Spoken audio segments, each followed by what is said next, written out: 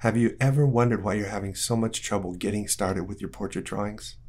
Hi, and welcome back to the channel. If you're new here, please consider subscribing and giving it a like because it really helps push the YouTube algorithm and get the video out there, and click the notification bell.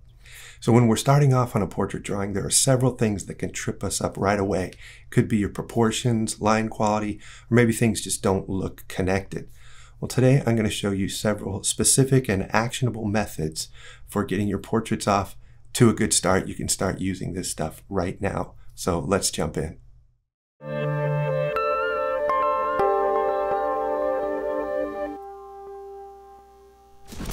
Frank Reilly, American-born artist and illustrator, developed an abstract rhythmic grid for his students to help simplify complicated anatomy. This was taught to me by the late American illustrator and teacher Glenn Orbick.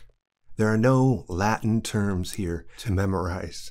What you have instead is a system of curves sweeping through the face that help simplify the anatomy, line things up symmetrically along a center line, and help connect the elements of the face from top to bottom, left to right, so that drawings look more integrated, solid, and therefore more believable.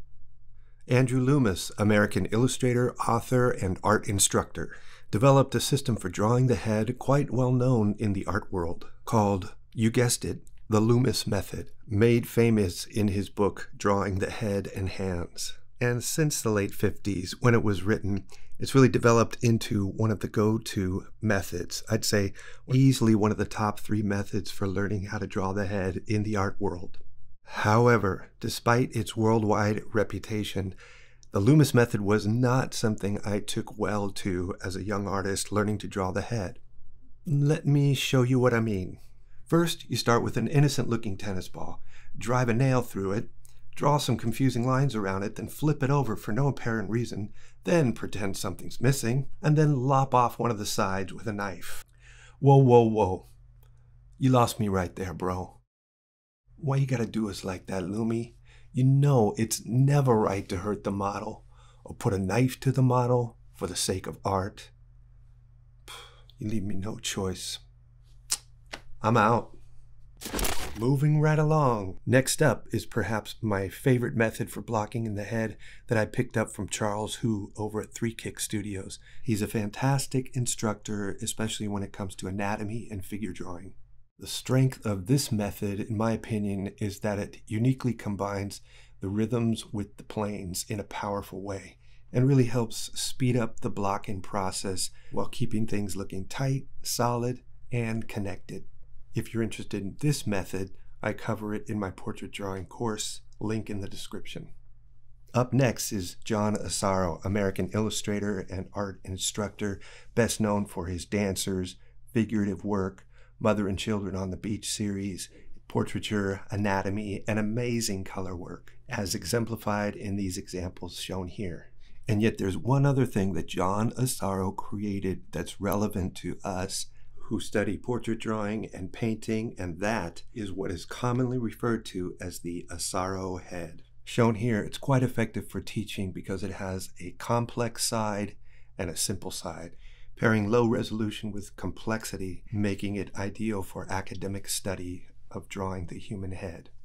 All right, let me demonstrate a quick portrait block-in. I'm going to use 2 different methods and combine them.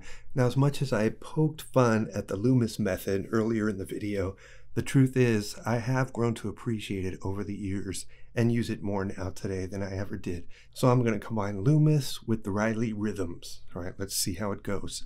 The circle is your quick start friend, so start there and add a cross, which is the center line and the brow line. Then divide that vertically into thirds. Then, as in the Loomis method, I will cut off the side planes of the head, place the ear, add the neck and the mask of the face, and establish the jawline. Then I'll add some of the rhythms in from the top of the ear to the middle of the jaw and the front of the jaw. Here you want to strive for a generic, solid, boxy looking head. You're not drawing anyone specific yet. You're just trying to establish the proportion and the construction in a very clear way. Once I have the primary forms blocked in, establishing a front, 2 sides, a top, and a bottom, then I'll extrude the nose, dig out the eye sockets, and start to establish front and side planes. For those things, those are the secondary forms. So far, so good. After that, I'll put in the glabella and establish a nice connection between the forehead and the eye sockets. Then I'll put in the eyeballs. From there I can find the width of the mouth by drawing vertical plumb lines from the center of the eyeballs to find the edges of the lips. Then I'll pop in the rhythm of the mouth, rhythm of the chin, the muzzle. These are all Reilly rhythms helping me to account for the features, their symmetry along the center line to make things look connected, flow, side to side, top to bottom. I'm feeling good, so let's move forward with our plan. I've put in the rhythm of the forehead, and what's next is the shape of the hair mass. That has a lot to do with getting a likeness, I find, so make a note of that. If you're struggling with getting a likeness, make sure the shape of the hair mass against the shape of the face and relating well one to another. Now I am getting the feeling that this is looking like our guy. At least it does look like a man. So I'm on the right track here. Next thing I need to do is put in the tertiary details. I'll put in the gesture of the ear and some of the anatomy there. Okay, the next key step in my workflow is the cleanup phase. So we've had a loose block-in up to this point, and that's what a block-in is, very loose and light. And we're going to buckle down now and get a little bit cleaner line, okay, a little bit more clarity. Everything is hopefully step by step a little bit more realized. It's starting to look more like our model. So I've just called up a new layer and turned down the opacity of the previous layer, and now I'm working over it. Establishing the neck connection to the head and jaw, making sure that's all solid and valid. And this is my end result. You could stop here for the challenge. That looks just great. So it all really depends on how much time you have to spend on these. You could spend 10 minutes, 30 minutes, or 1 hour plus. So just keep that in mind. And you can also take it to the next level. If you had even more time, you can really work on this thing and make an artistic statement out of it. It's up to you. You don't have to go this far, but I just wanted to give you an idea of what it would look like if you did work on it for 2-3 hours. Okay guys, that's it. I thought it might be helpful for you to have a little roadmap to guide you. You can use any one of the methods that I showed early in the video. You can combine them. It's totally up to you, but just remember to have fun, and that the most important thing we're striving for is to develop a habit in your life. Remember, done is better than perfect, so don't stress out on perfect drawings. Bad drawings are okay.